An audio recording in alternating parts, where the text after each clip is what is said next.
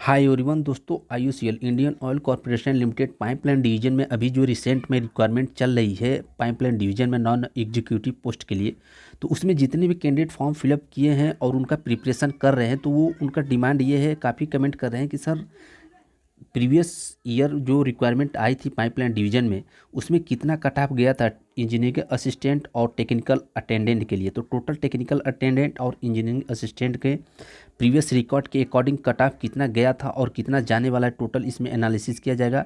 ये वीडियो थोड़ा सा लॉन्ग बनेगा लेकिन बहुत ही हेल्पफुल रहने वाला है जितने भी कैंडिडेट फॉर्म फिलअप कर दिए हैं और प्रिपरेशन में अपने लगे हैं। तो इस वीडियो में थोड़ा सा बने रहिए, total analysis with fact and with experience के साथ आप लोगों को बताया जाएगा।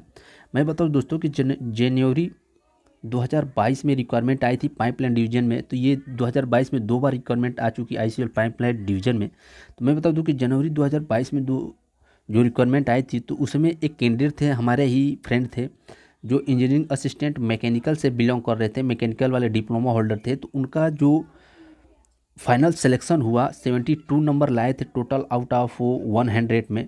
मैं बता दूं कि आईयूसीएल के 3 डिवीजन है, मार्केटिंग डिवीजन, रिफाइनरी डिवीजन और पाइपलाइन डिवीजन। तो तीनों डिवीजन कोई भी परमानेंट हो या अप्रेंटिसशिप का जब भी एग्ज़ाम कराते हैं तो वो लोग नंबर ऑफ जितने आप मार्क अटेम्प्ट किए वो लोग बताते नहीं है, कट ऑफ वो रिलीज नहीं करते हैं, जितना भी कितना नंबर पे सिलेक्शन हुआ है कितना पे नहीं। तो ये क्या हम लोग क्या किए थे कि जो कैंडिडेट थे एससी वाले, ये एससी के कैंडिडेट थे जिन्होंने 72 नंबर लाए थे, ये एससी के कैंडिडेट थे मैकेनिकल से। तो हम लोग आरटीआई किए थे, तो रिप्लाई में आया था उनका टोटल एनालिसिस आया था कि कितने मार्क में से आप कितना अटैम्प्ट किए थे, कितना रॉन्ग किए थे। तो 72 टोटल नंबर उन्होंने अटैम्प्ट किए थे और उनका फाइनल सिलेक्शन हो गया था। इस समय वो इंजीनियरिंग असिस्टेंट पोस्ट पे जॉब कर रहे हैं आईयूसीएल पाइपलाइन डिवीजन में। तो उसके अकॉर्डिंग 72 के अकॉर्डिंग में कितना कट ऑफ पे उनका सिलेक्शन हो, उसी के अकॉर्डिंग में आपको एक रेशियो एवरेज मार्क बताना चाहूँगा कि कितना यदि आप अटेम्प्ट कर जा रहे हैं 2022 इस समय जो रिक्वायरमेंट ये वाली चल रही है, तो आप लोग का सिलेक्शन से कोई नहीं रोक पाएगा। तो सबसे पहले मैं इंजीनियरिंग असिस्टेंट वाले कैंडिडेट के लिए, मैकेनिकल वाले कैंडिडेट के लिए मैं एनालिसिस करना चाहूँगा कि यदि आप एसटी कैटेगरी से बिलोंग करें, मैं बताऊँ थोड़ा सा कि रीजन वाइज भी आप लोग का जो कट ऑफ है इंक्रीज हो सकता है, डिक्रीज हो सकता है, लेकिन आपको थोड़ा सा ये भी डिपेंड पड़ता है कि नंबर ऑफ वैकेंसी कितना है और उस जोन में, उस रीजन में कितने कैंडिडेट फॉर्म फिलअप किए हैं। तो थोड़ा सा एक एवरेज आप अपने दिमाग में मान कर चलिए कि इतने के रेशियो, इतने एवरेज मार्क यदि आप अटैम्प्ट कर जाएंगे तो डेफिनेटली आपका 100% सेलेक्शन से कोई नहीं रोक पाएगा। अगर यदि आप एसटी कैटेगरी से बिलोंग कर रहे हैं तो मिनिमम आपको 65 से 70 नंबर लाना पड़ेगा।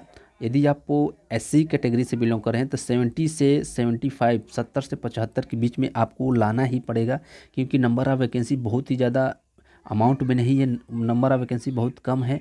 और इस समय देख ही रहे हैं कि बेरोजगारी की कितना जो है कि क्राउड चल रहा है। तो एससी से कैटेगरी है तो 70 से 75 होना चाहिए। और ओबीसी के यदि आप कैंडिडेट हैं, जो भी कैंडिडेट इंजीनियरिंग असिस्टेंट मैकेनिकल में ओबीसी से कैंडिडेट हैं, तो आप किसी भी रीजन से फॉर्म फिलअप करें, कम से कम आपको सेफ मार्क, सेफ सिलेक्शन के लिए ओबीसी भी जितने भी कैंडिडेट 75 से 80 तक आप लोगों को लाना ही पड़ेगा किसी भी हालत में, क्योंकि इसमें जो 60 क्वेश्चन है आप लोगों का डिसिप्लिन से क्वेश्चन रहता है और जो 40 क्वेश्चन रहता है, 40 क्वेश्चन जो रहता है वो आप लोगों का नॉन टेक्निकल से रहेगा। तो नॉन टेक्निकल में भी काफ़ी कैंडिडेट अच्छे खासे कर जाते हैं और अपने डिसिप्लिन में भी अच्छा खासा जो है कि नंबर को अटेम्प्ट कर जाते हैं। तो देख ही सकते हैं कि 60% केवल आप लोगों का टेक्निकल है और 40% नॉन टेक्निकल पोर्शन से क्वेश्चन आने वाला है।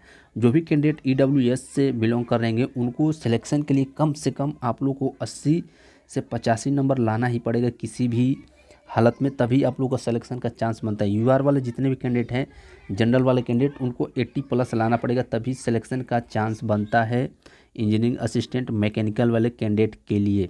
जो भी कैंडिडेट इंजीनियरिंग असिस्टेंट इलेक्ट्रिकल से बिलोंग कर रहे होंगे वो एक बार कमेंट, इस वीडियो के कमेंट बॉक्स में कमेंट कीजिएगा, मैं तुरंत आप लोगों को बिल्कुल फैक्ट एंड एक्सपीरियंस के साथ आप लोग को कट ऑफ लाने की कोशिश करूँगा।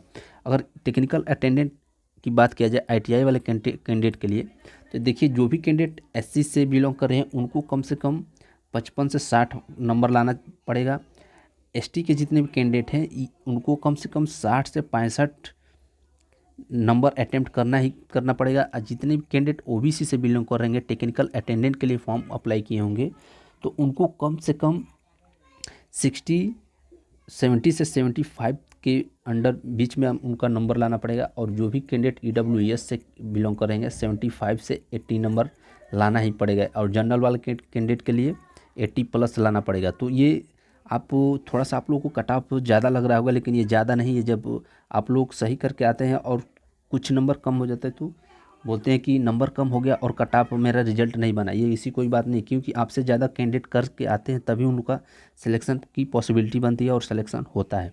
ये जो आप लोगों को कट ऑफ बताया गया, इसके अकॉर्डिंग, इसके एवरेज में, इसके रेशियो में यदि आप नंबर आपको क्वेश्चन अटैम्प्ट कर जा रहे हैं तो आपको सिलेक्शन से कोई नहीं रोक पाएगा। मैं एक बात बताना चाहूँगा कि जो भी कैंडिडेट रिटन टेस्ट में जितने मैक्सिमम नंबर लाते हैं उनको SPPT फिजिकल इफ़िशियंसी टेस्ट में उनको काफ़ी ज़्यादा प्रेफरेंस मिलता है। जो भी कैंडिडेट का रिटन टेस्ट में नंबर अधिक रहता है, कट ऑफ से ज़्यादा मार्क रहता है, तो उनको सिलेक्शन होने का काफ़ी ज़्यादा चांसेस रहता है SPPT में, जो फिजिकल प्रोफिशिएंसी टेस्ट होता है। तो यही कुछ था इंपॉर्टेंट टर्म एंड कंडीशन जो भी प्रीवियस रिकॉर्ड के अकॉर्डिंग आपको बताया गया। एक्सपेक्टेड कट ऑफ बिल्कुल जेन्युइन है। इसके अंदर यदि आप कट ऑफ को गेस कर जा रहे हैं, अटेम्प्ट कर जा रहे हैं, तो आपको सिलेक्शन से कोई रोकने वाला नहीं है। तो यही कुछ था। अब चलिए मिलते हैं नेक्स्ट अपडेट के साथ, तब तक के लिए धन्यवाद।